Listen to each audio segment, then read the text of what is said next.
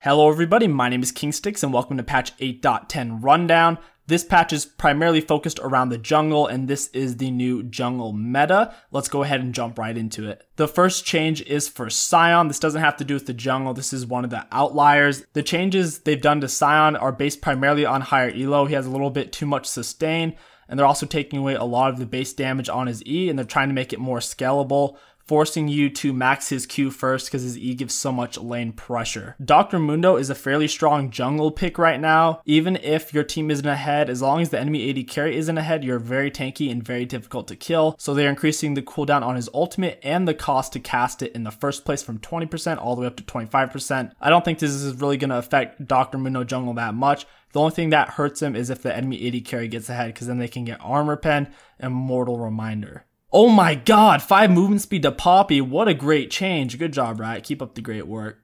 Apparently, Zack is a good jungler right now, so he's not going to be getting a buff. Instead, he's going to be getting a random change because apparently people are building him AP because that's a thing, supposedly. So they're removing all AP scaling off of his W. Wow, that's great, especially since that was his only real way of killing tanks. And they're adding 0.2 AP scaling onto his E and R. It seems kind of weird since his R is on such a long cooldown to take away that much consistent damage away from his W, just so when he goes in for initial burst with his R, which has a long cooldown, he gets a little bit more damage. This is overall a really big nerf to Zack, but if you're playing AP Zack, you have a little bit more burst. Bard's getting a slight mana decrease on his W. Kindred is getting a joke of a buff. Now if her ally kills her hunted jungle monster camp within 6 seconds of Kindred damaging it, Kindred will still acquire the passive stack. This is to avoid in a situation, for example, if it's on a red buff or a blue buff, if your mid laner or AD carry wants it, and if they do take it from you, you will still get the stack. Other than that, it's not going to be very useful. Runic Echoes is getting a fairly big buff. It is losing 7% of the movement speed it's been giving. However, they're adding 300 mana onto it and giving it 10% cooldown reduction. So it is a really big overall buff for any champion who needed mana. Warding Totem is getting a longer cooldown.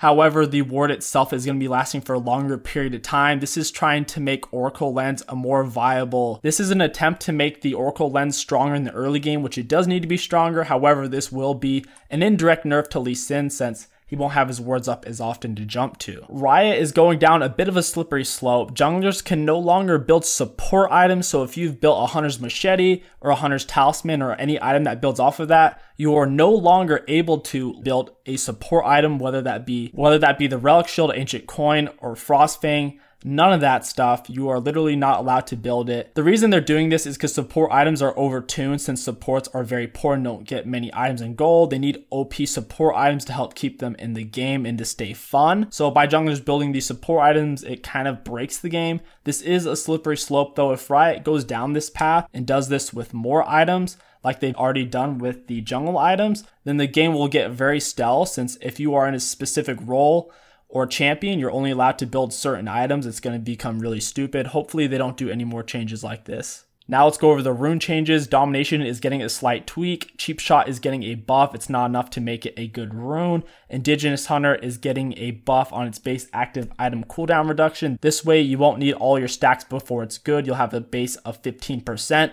The thing is, on any jungler's first item, who are the people who are going to be taking this rune, they never build an activatable item for their first item, so this doesn't really make a whole lot of sense to take this as a rune as a jungler. For example, if you're an Udyr, you're most likely going to be rushing Cinderhulk or a Blood Razor, or if you're Warwick, you're going to be getting a Cinderhulk, or if you're Twitch, you're going to be getting a Blood Razor. There's no jungler who even builds an activatable item. Even assassin junglers who don't usually go for a jungle item like Shaco will go for a Duskblade, so you're really not going to be seeing this doing anything. Phase Rush is getting an early game buff. This is really cool for champions like Cassiopeia. Down the Resolve tree, Demolish is getting a pretty big base damage increase of 50. We are seeing a 10 health nerf on Chrysalis, not because it's OP, but because all of the runes and Resolve generally suck, that they're trying to make Chrysalis suck. That way you're forced to pick some of the other sucky runes in Resolve. Bone Plating is also going to be receiving a nerf because it's one of the only good runes in the Resolve tree as well. Perfect Timing wasn't annoying enough already as it is, so they're going to be changing the 10-minute cooldown down to 8. I'm really surprised that Resolve is getting a nerf. Meanwhile, Sorcery is one of the strongest trees. Every single game in League of Legends, look at what runes people are taking. Just press tab and you'll see that at least 6 to 9 people taking Sorcery as a primary or secondary tree.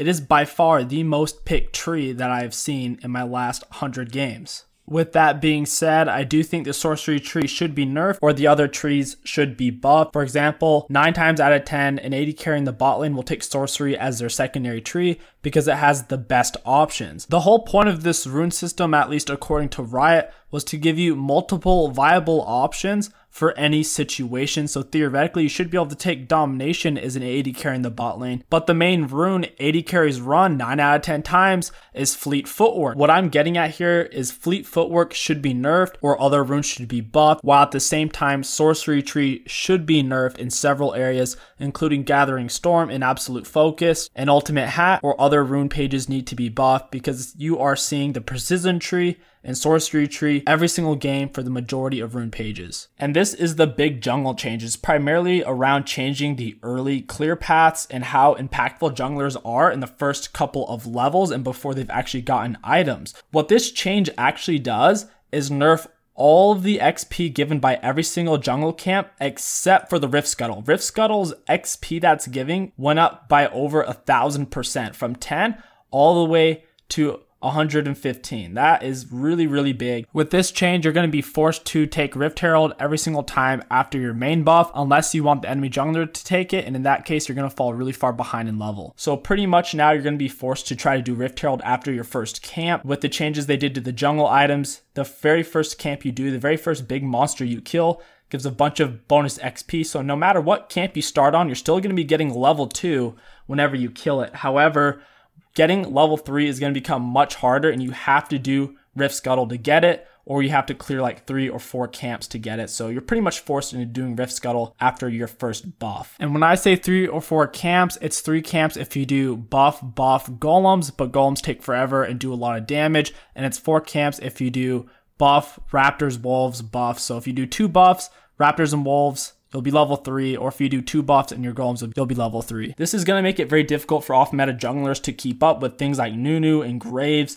They're going to just pry away the Rift Scuttle away from you, so you're going to have to try to start on the other side of the map. That way you can still get a Rift Scuttle while they're taking one. We're also seeing a huge change with the bounty system, whether you were aware of it or not. Previously, if someone had 1 kill or more, whenever that person was killed, you would get that bounty and so would your whole team. You'd all get gold. Now only the killer gets the gold, and the gold is even less, and no one can even get a bounty on their head until they have more than 2 kills. So now whenever someone gets ahead, it's going to be harder to come back into the game. A lot of people are for this. People who complain about, oh, you can't solo carry like you used to.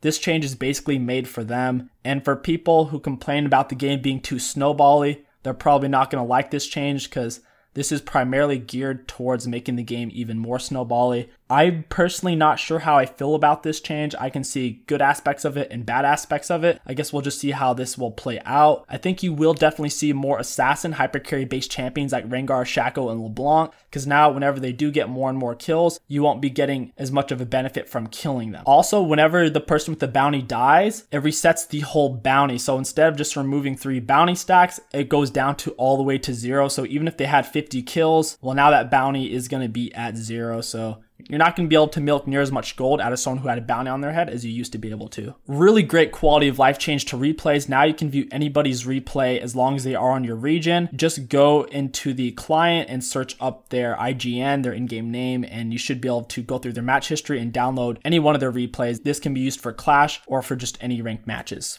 League Client is getting a great bug fix. Now if you have the League Client open in the background, it will be taking up less of your processing power, so you should be seeing a slight increase in FPS. There's also about a dozen bug fixes. I'd highly recommend looking through these. We also have 3 upcoming skins geared towards the Pulsefire theme. First off, we have Pulsefire Riven. I like it quite a bit. I think it looks pretty neat. Next, we have Pulsefire Twisted Fate. I'm not a big fan of this one. I think it looks kind of lame. I think there's already a lot of really good Twisted Fate skins that this one's just kind of quirky. And then thirdly, we do have Pulsefire Shen. Now at first I thought this was Zed because I just saw his face and his chest, but then when I realized it was Shen, I thought it was pretty cool because you can see his 2 different swords up here, and it almost looks like a darker side of Shen, just like the way he's looking. He looks more evil. And we have 6 new chromos for Dragon Master Swain. That is going to wrap up these patch changes. The 2 biggest ones are definitely for the jungle and for the bounty gold changes. Let me know what you guys think about these changes down in the comments below. I'm interested to see what you have to say. If you enjoyed this video and want to support the channel, don't forget to like, comment, and subscribe. My name is KingStix. Thank you for watching, and I'll catch you guys next time. Yeah.